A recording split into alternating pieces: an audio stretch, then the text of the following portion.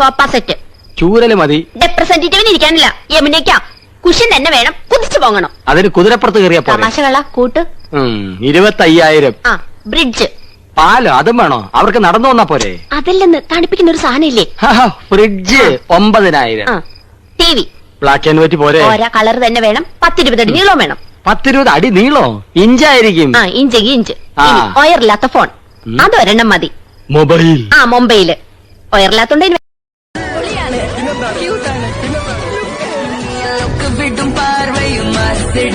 നീ ആടുന്ന സ്റ്റൈലും മാസിട എന്നെ അടിച്ചു പൊട്ടിച്ചാലും നോക്കി ഇനി ഒന്നുകൂടെ നോക്കി.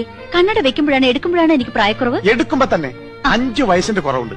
എന്നാൽ യമുനയുടെ മുമ്പിൽ ഞാൻ കണ്ണട വെക്കുന്നില്ല. അന്ന് നീ യമുനയുടെ വീട്ടിൽ പോയപ്പോ കണ്ണട വെച്ചില്ലേ? അത് കൂളിംഗ് ഗ്ലാസ് എന്ന് വിചാരിച്ചോളൂ.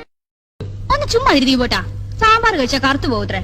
ഇക്കാലം വരെ അങ്ങനെ ഒരു കാര്യം ഞാൻ പറഞ്ഞു കേട്ടിട്ടേ ഇല്ല. ഈ അടുത്ത കാലത്തല്ലേ ഗവേഷണത്തിൽ കണ്ടുപിടിച്ചത്. അതുകൊണ്ടല്ലേ അമേരിക്കക്കാർ പോലും സാമ്പാർ ഇപ്പൊ നിരോധിച്ചത്. അമേരിക്ക സാമ്പാർ നിരോധിച്ചോ? നീ പത്രമൊന്നും വായിക്കാറില്ലേ? പത്രം വായിക്കാൻ സമയം കിട്ടണ്ടേ ദീപോട്ടാ? അയ്യോ പുഷ്പാഞ്ജലി കഴിക്കാനല്ല, നീ എന്താ ഇവിടെ കയറിയിരിക്കുന്നത്? ആര് പറഞ്ഞു? ചേട്ടൻ പറഞ്ഞു. നീ ചേട്ടൻ പറഞ്ഞു കയറിയിരിക്കോ? നീ ഇറങ്ങിയിരിക്കൂടെ? നീ ആര് വിളിച്ചാലും ഇറങ്ങി വരും എനിക്കറിയാം. ഇറങ്ങി ഇങ്ങോട്ട് ഇറങ്ങ്.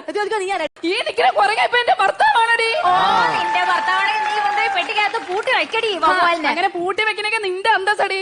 ഞാൻ നല്ല അന്തസ്സായിട്ട് സ്വാതന്ത്ര്യമായിട്ട് ഞാൻ തുറന്നു വിട്ടിട്ടുണ്ട് ഈ മരപ്പെട്ടിയ.